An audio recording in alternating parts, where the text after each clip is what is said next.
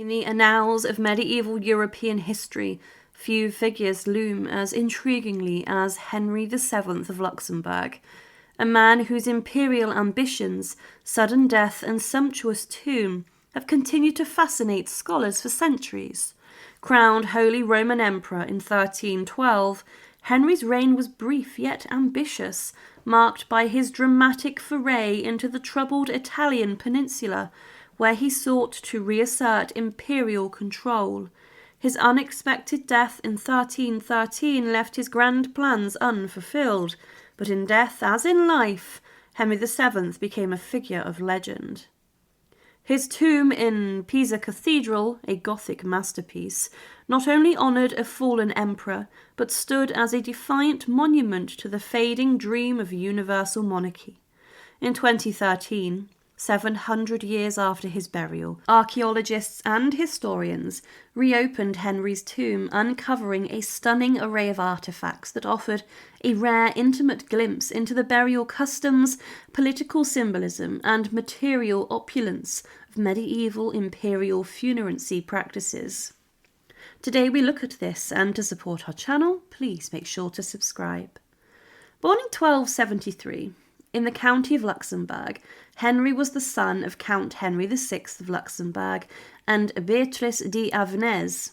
As a member of the powerful House of Luxembourg, he was well placed in the volatile world of German princely politics, though at the time his family was not yet among the preeminent dynasties of Europe. His brother Baldwin became Archbishop of Trier, a role that would later prove essential in supporting Henry's imperial ambitions. In 1308, the assassination of King Albert I of Habsburg left the German throne vacant. The electors, wary of rising Habsburg influence, turned to Henry, who was seen as a compromise candidate. And on the 27th of November 1308, he was elected King of the Romans, effectively the King of Germany, by the prince-electors of the Holy Roman Empire. His election marked a pivotal moment for the House of Luxembourg, which would rise to the great prominence in the century to come. Henry saw his role not merely as a German monarch, but as the rightful ruler of Christendom under the Holy Roman Empire's long declining banner. He was animated by a vision of restoring imperial authority in Italy, a land fractured between rival city-states and caught in the deadly feud between the Guelphs, supporters to the papacy, and the Ghibellines, supporters of the empire. In 1310, Henry crossed the Alps into Italy with relatively small force. He entered Milan, where he was crowned King of Italy with the Iron Crown of Lombardy in January of 1311, and he initially sought reconciliation between the warring factions. But opposition mounted quickly, particularly from powerful Gulf cities like Florence and the influential King Robert of Naples, who saw Henry as a threat to his dominance in the south. Despite early success, Henry's campaign grew increasingly perilous. His authority was resisted, and some Gulf cities revolted, yet he pressed on towards his goal, to be crowned the Holy Roman Emperor in Rome. Henry achieved his goal in the June of 1312, when he was crowned emperor in the Basilica of St. John Latran by papal legates. Pope Clement V resided in Avignon and had refused to come to Rome. However, his position was precarious. His imperial coronation lacked full papal endorsement, and his military strength was insufficient to enforce authority across the fragmented Italian territories.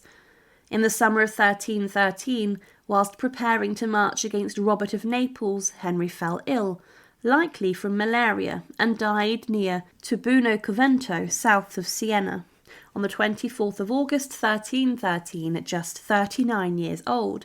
His sudden death stunned his supporters and plunged the empire back into turmoil.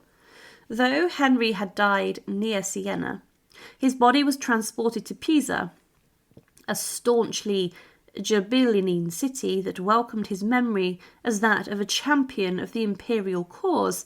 Pisa held significant symbolic weight, and it had supported Henry during his Italian expedition and hoped to remain under imperial favour. His burial there, inside of the grand cathedral of Santa Maria or Santa, was both a political act and a statement of allegiance. Pope Clement V opposed the burial in Pisa, viewing it as a challenge to papal authority, yet the city proceeded, creating a majestic tomb that would rival those of kings and popes. The tomb was designed and constructed by Tino di Caminio, one of the most celebrated Gothic sculptors of the era. The structure originally stood behind the high altar of the cathedral and was meant to inspire awe. At the centre was a recumbent effigy of the emperor, depicted in full regalia, lying in serene repose, and beneath him, carvings of the 12 apostles symbolised the emperor's Christian legitimacy. Above his figure, a mosaic of Christ Pantocrator shone with a Byzantine splendour, divine blessing bestowed upon Henry's soul. Flanking the tomb were figures representing Henry's enthroned, alongside counsellors, saints, and the Madonna and Child. The choice of St. Bartholomew's, whose feast day coincided with Henry's death, was significant and possibly intended to sanctify the timing of his passing. The entire tomb was once painted in vivid colours. 6 painters worked for over 45 days to complete the work. On the 700th anniversary of Henry's death, scholars from the University of Pisa, alongside heritage conservators, reopened the emperor's tomb in a rare event, combining scientific inquiry and historical reverence. Their goals were twofold: to examine the condition of the remains and understand the burial customs of the early 14th century. And what they found exceeded all expectations. Henry's skeletal remains were wrapped in a well-preserved silk shroud, a garment of extraordinary luxury. The cloth featured alternating vertical bands of red and blue silk, embroidered with lion rampants in gold and silver thread, a powerful heraldic image symbolising strength, nobility, and imperial dignity. The craftsmanship was unmistakable, of high court standard, possibly produced in Lucca or Venice, centres renowned for luxury textiles at the time. The preservation of the textile was remarkable. Researchers speculated that the interior of the coffin had created a relatively stable microclimate that prevented the fabric from disintegrating, allowing its pattern and embroidery to survive for over 700 years. Resting beside Henry's remains were 3 astonishing items: a gilded silver crown, a sceptre, and an imperial orb, the traditional symbols of the Holy Roman Emperor's authority. The crown was small, suited to ceremonial purposes rather than combat or travel. Gilded and delicate, it likely symbolised his office rather than being a functional item of state.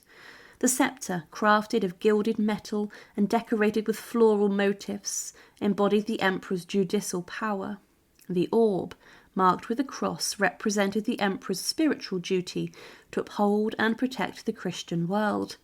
These items were never removed from the tomb, likely due to the political instability following Henry's death and the subsequent waning of imperial power in Italy. As a result, they were forgotten, and their rediscovery represents one of the most significant finds in medieval funerary archaeology in recent decades.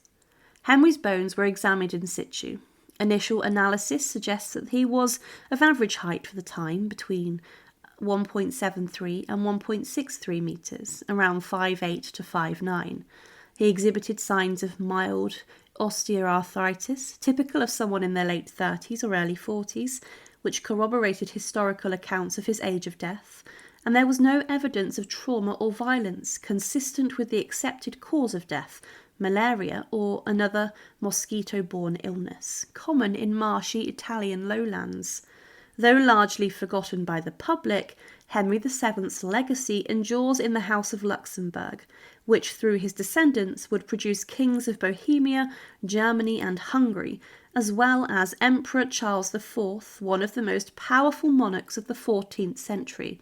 His tomb, sculpted in reverence, dismantled in history and reopened in curiosity, remains a rare medieval time capsule, offering historians a tactile connection to a long-past emperor and his world.